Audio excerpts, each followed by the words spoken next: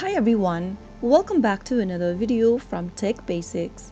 In this video, we are going to be learning how to download multiple attachments in AOL Mail. AOL Mail doesn't offer a built-in way to download multiple attachments in a single swoop, but you can download them one by one. So here's how you can easily do it. First of all, open a web browser of your choice. Go to the URL box and type in mail.aol.com and log into your account from the main homepage. Now, once you are logged in, go to your inbox option on the left-hand side menu and click on it.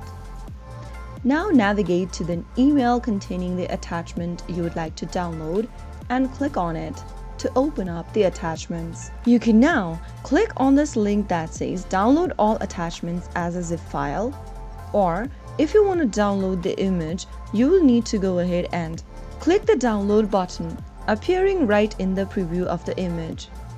Soon after you click on the download buttons, the download should start for your attachment. Now you will be able to save your attachments on your computer. That is how you will be able to download multiple attachments in AOL Mail. If you found the video to be helpful, go ahead and give us a thumbs up.